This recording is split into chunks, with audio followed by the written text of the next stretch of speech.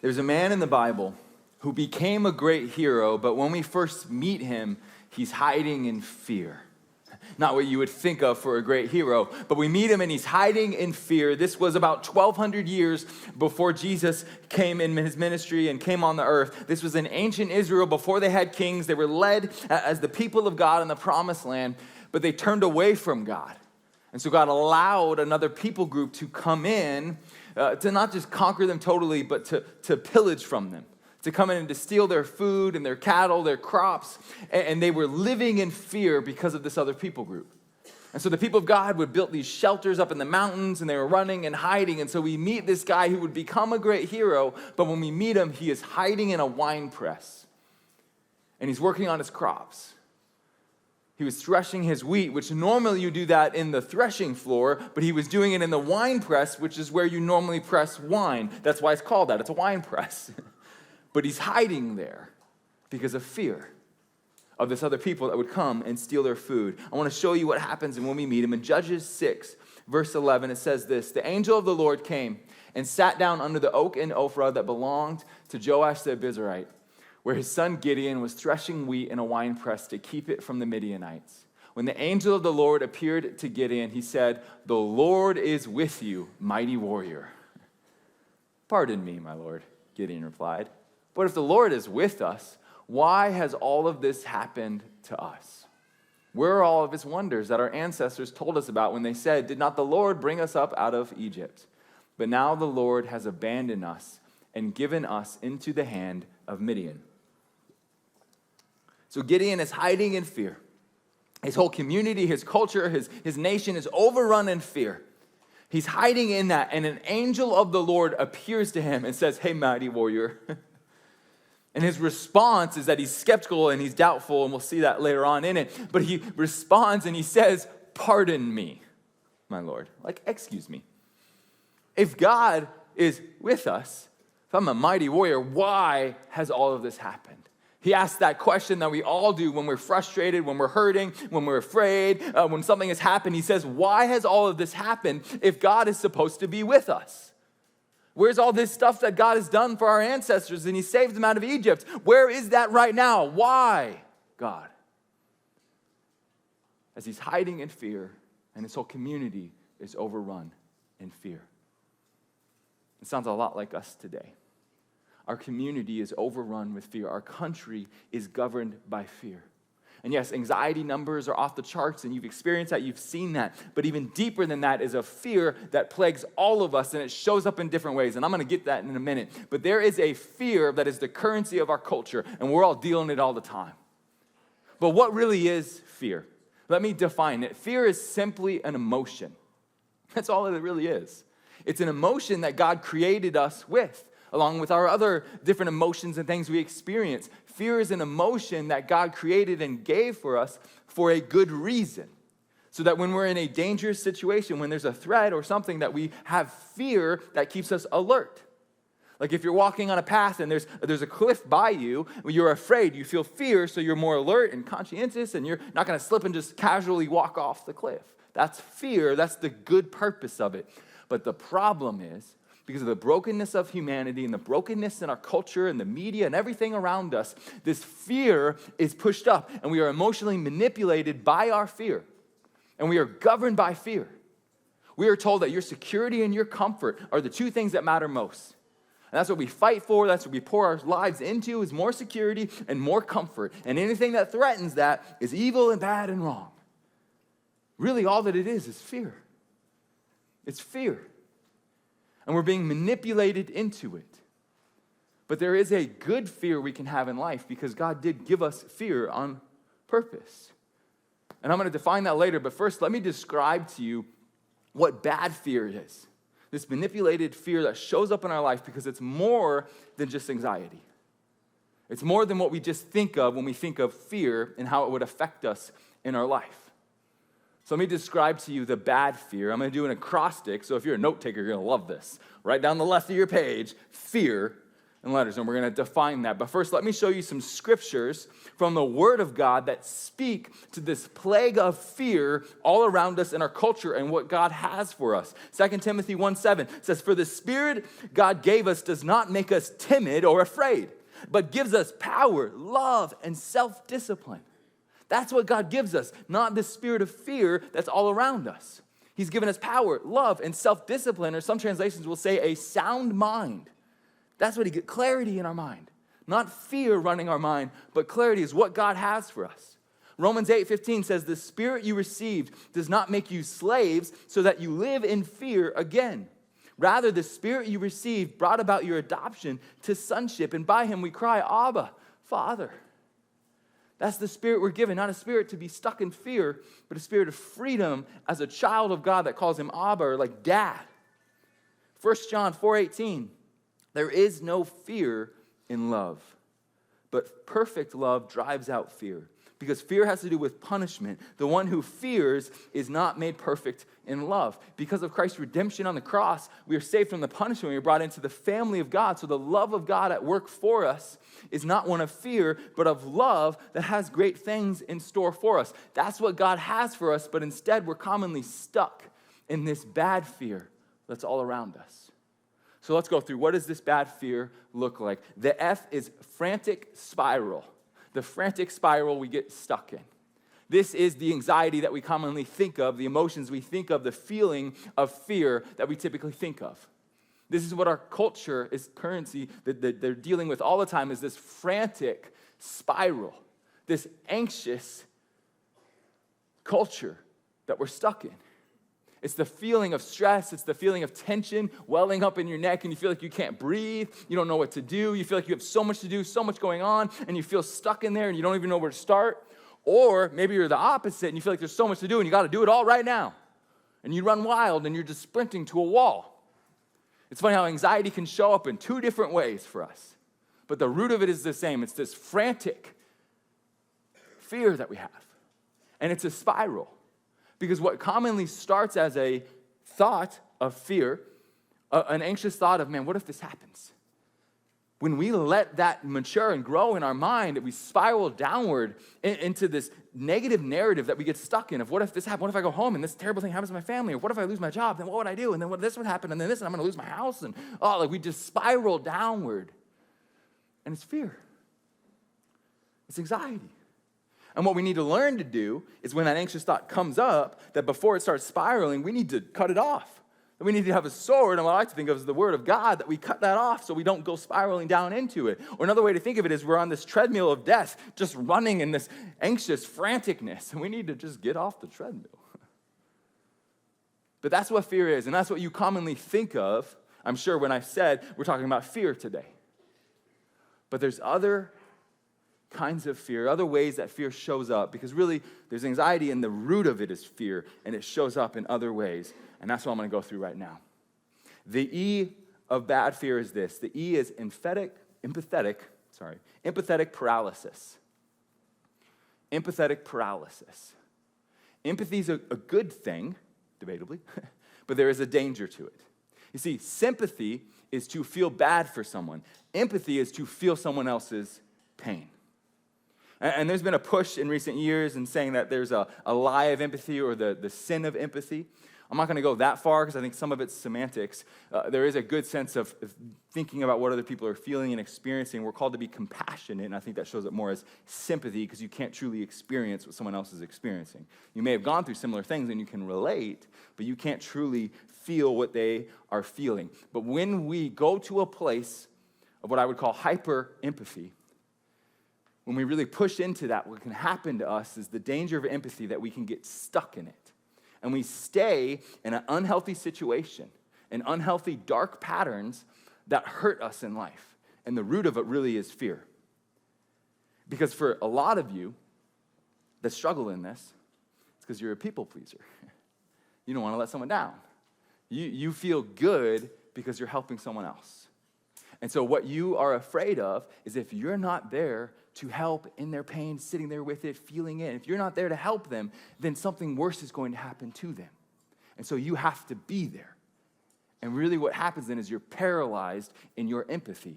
stuck in their pain, applying it to yourself in an unhealthy way because you think it's dependent on you, and it's not. That's really fear driving you to an unhealthy place and an unhealthy pattern. And what you need to do is take a step back, because it's not on you to carry their pain and to fix their situation. It's on them. You can have sympathy and compassion and help. But when you press into that from a people-pleasing, insecurity, motivated way, this like souped-up FOMO sympathy that, oh no, I gotta be there or else, all it's doing is hurting you. The other side of empathetic paralysis that can happen is when we go to this extreme place of empathy and, oh no, thinking about all these other people and their hurts and all that stuff, is that we can get paralyzed in the sense of we can't do anything because we don't want to put any more burden on anyone. We don't want to hurt them anymore, or we don't want to leave them alone in it. And so we just spin our wheels and we're just paralyzed and not being able to do anything. And the root of all of it is fear. And we don't think that. We think, oh, this is because I have such a good heart. I'm such a caring person. And you may be, that's great, but the root of it is fear that's driving you to an unhealthy place. And you need to take a step back from it. Because what happens is abuse. Abuse happens because you will stay in bad situations much longer than you should and won't get out like you should because of your empathy. And you're people-pleasing and you want to let them down. You don't want something bad to happen to them. And you'll stay and you'll get abused, or people will purposely take advantage of you, another form of abuse. But people will know that and will play to your empathy, will play to your fear to control you, and you just get hurt worse. And the root of all of that is fear. So we have this frantic spiral, we have this empathetic paralysis, and then the A is anger. Anger. You're like, no. I'm afraid, I'm not angry. Or I'm angry, it's not because I'm afraid. Some of the angry people, the really angry people, are the most afraid because they're trying to control something they can't control, because they're afraid of the situation, of the people, of what could happen. And so what they do is try to force people into submission through their anger to control it. So it comes out as anger and control when really it's fear. Some of the most afraid people are really the most angry. But it's not just yelling, red-faced type of anger that I'm talking about.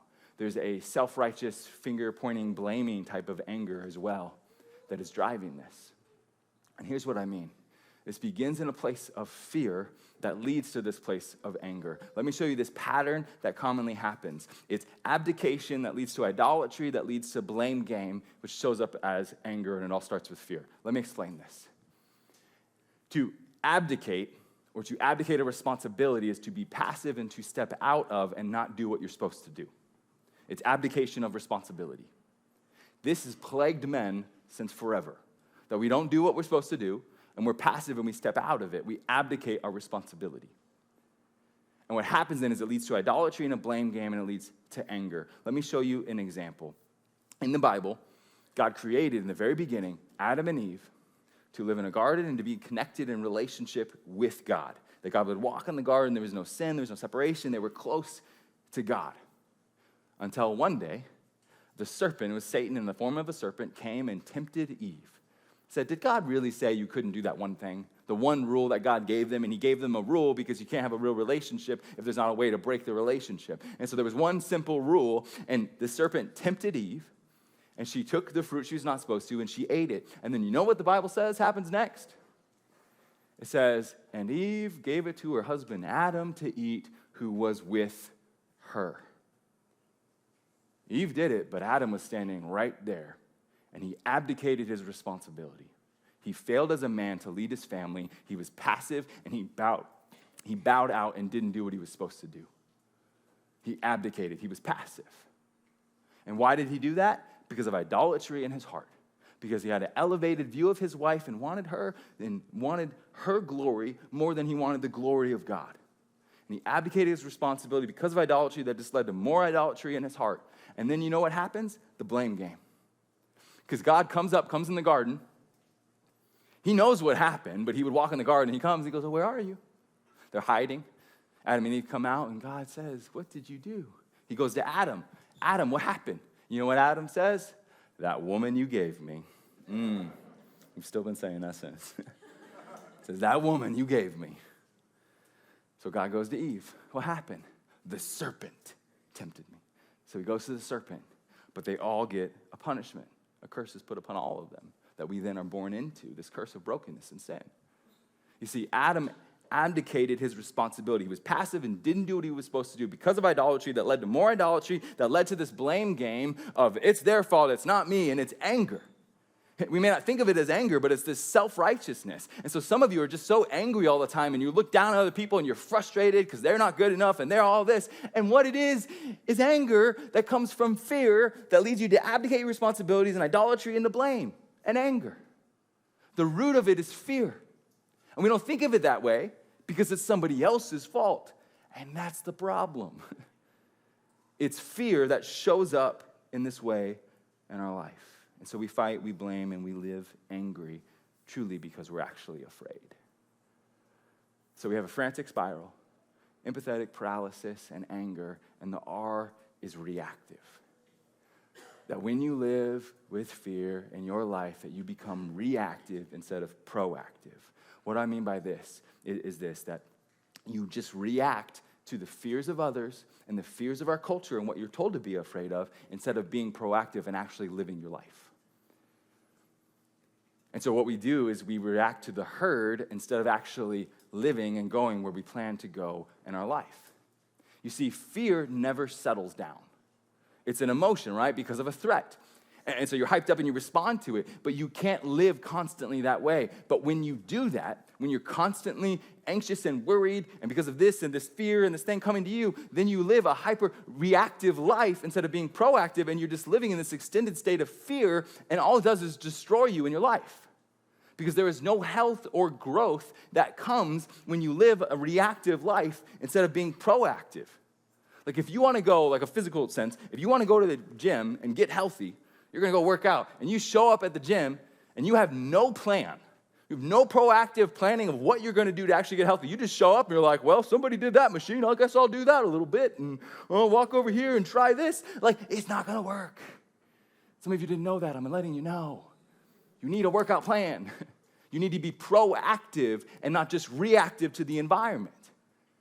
But because fear is big in our culture that tells us it's all about your security and your comfort, then people come to us with all of these other fears and all this stuff we see online and social media, all this stuff we see on the news, and we're just reactive and we're afraid.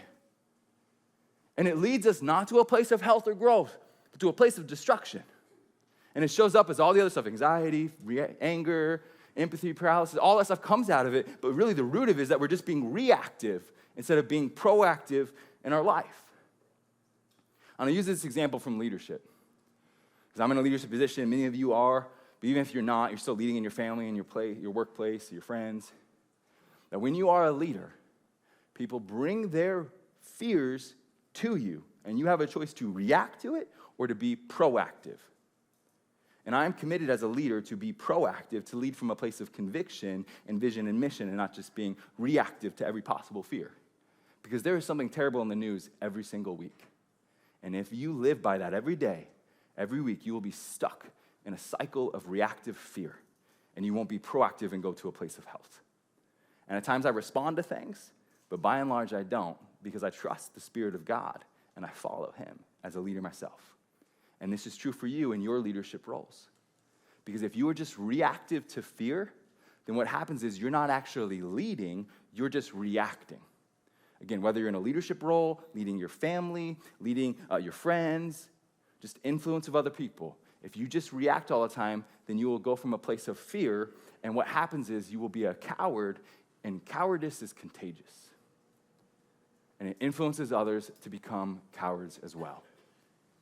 And we don't think of it that way. Again, we can say it's empathy, it's help, it's whatever, but it's a reactive fear, and it shows up and it makes us cowards, and it leads other people to being cowards. Let me show you this in the Bible.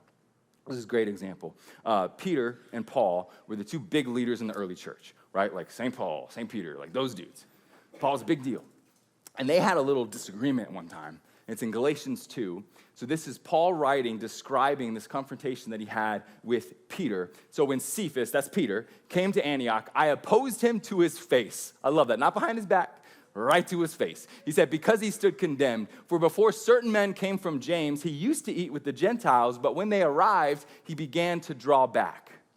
and separate himself from the Gentiles because he was afraid of those who belonged to the circumcision group. The other Jews joined him in this hypocrisy so that by their hypocrisy, even Barnabas was led astray. So let me explain this. So Peter knew that he was no longer held to the Jewish customs or traditions, and he would hang out with the Gentiles, and Gentiles were becoming Christians, and we're following Jesus together, right? But then some Jews come and say, oh, no, you still have to follow these things. Peter knew he didn't have to do that, but because he was cowardly and reacted to their fear and influence, he drew back from the Gentile believers, the Christians that were not Jewish. He drew back from it, and what it then did is other Jews joined him in this hypocrisy. His cowardice was contagious, so that even Barnabas was led astray. That's how bad it was. That Peter was so cowardly in this that Barnabas' nickname was son of encouragement. Like, he's that guy that's just always really, really positive. I'm like, it's awesome, and you just love being around him, and then you feel better. Like, that guy is Barnabas, and Peter led him astray because he was leading from a place of cowardice. Because being reactive to fear leads us to being a coward, and it brings other people down into our cowardice because it's contagious. And we can wrap it in what other excuse or whatever way we want, but what we need to be is proactive and have a plan and be intentional in our life and pursue health and growth and not become cowardly and reactive to the fears of those around us. So that's the bad fear. Frantic spiral, empathetic paralysis, anger, and reactive cowardice that reigns in our life if we let it, that we get stuck in it. But there is a good fear, and I want to show you this quickly. Gideon, who we talked about in the beginning, went from having bad fear, the fear of the community and the culture around him, to having a good fear. And this is how it happened. Right after what we read earlier, the angel tells him, mighty warrior, and he's like, pardon me, why is this all happening? This is what the angel says next, verse 14 of Judges 6. The Lord turned to him and said, go in the strength you have and save Israel out of Midian's hand. Am I not sending you? Pardon me, my Lord. Again, he says that. Gideon replied, how can I save Israel? My clan is the weakest in Manasseh, and I am the least in my family. The Lord answered, I will be with you, and you will strike down all the Midianites, leaving none alone. Gideon replied, if now I have found favor in your eyes, give me a sign that this is really you talking to me. Please do not go until I've come back. And he goes and he makes this offering, sets it before the angel. And the angel makes it burst into flames. And so this is then Gideon's confirmation. Verse 22, when Gideon realized that it was the angel of the Lord, he exclaimed, alas, sovereign Lord, I have seen the angel of the Lord face to face. But the Lord said to him, peace, do not be afraid. You are not going to die. And he sends him on his mission and what he does. And you should read all of Judges 6 and 7 to see all that Gideon does and how he constantly has to overcome fear and ask God to give him a sign. He's trusting God, but he's struggling in that to do it because he was steeped in this bad fear, this fear of man, and he had to come to a place of fearing and revering God and his holiness instead of running into his bad fear. And so when the angel tells him, do not be afraid, he's not saying don't be afraid of God. He's saying don't be afraid of what everyone else is afraid of. Instead, respect God and have a good holy fear and trust God then because of who God is. That's what good fear is and how it shows up in our life. I want to show you this and what good fear is. There's this quote, good fear is the fear of God. There's a quote from another pastor. He said this. I was just going to rip it off, but he says it really well, so I'll just read it. You can't walk closely with a God you treat casually. The fear of the Lord is not about being scared of God. It is about valuing his presence so much that you refuse to grieve him. When you truly fear God, sin stops feeling small. Every choice becomes a reflection of how much you honor him. Holy fear doesn't take you out of the world. It keeps you from becoming like it. The closer you walk with God, the deeper you'll stand in awe of him. Instead of having bad fear lead our life, we need a good, holy fear, a fear of God that reveres who he is and his holiness. And when we have that in view and we know that we're connected with him, then we live chasing after him. Let me show you what good fear looks like. Another acrostic, if you're a note taker, you'll like it. All right, so the F in good fear is this. It's faith. It's faith. Faith is our trust in God actually applied in our life. It's our belief in God applied in our life. It's trust lived out. That's what faith is. That's what it means to have faith, to be a person of faith. We need to have faith. We conquer fear with faith. And for a while now, there's been this short phrase of faith over fear, especially in COVID. That was a big thing. Put it on T-shirts. You see it all over. Like, you need to have faith over fear. And that's good. I agree. But there's a danger in it. There's a danger in it. Because, yes, we need to have faith and not fear. It's true, but we need to know that our faith is not in our faith. Our faith is in God. Our faith is not in our faith. Our faith is not in our ability to just be optimistic and deny reality and the danger around us. That's not it. If you try to do that, which is what a lot of people in church circles try to do, like just have faith, and you're just living in denial, like, no, the house isn't on fire, I'm great, when the house is on fire. But our faith is not just in our ability to be optimistic and say we have faith. Our faith is in God. And so we know who God is. We have a holy fear of who God is. And I have faith and trust in him. So even when the house is on fire, I'm not just going to sit in a circle in the corner and deny it. I'm going to walk out of the fire and trust God to lead me out of it. That's what it means to be a person of faith. That you walk through the fire, you walk through the difficulty, trusting God. You take your belief in him and apply it in your life. It's faith lived out. Your faith is not just in your faith is in God, the living God. And so we live from a place of good fear, knowing who he is, and trusting him to be at work in our life.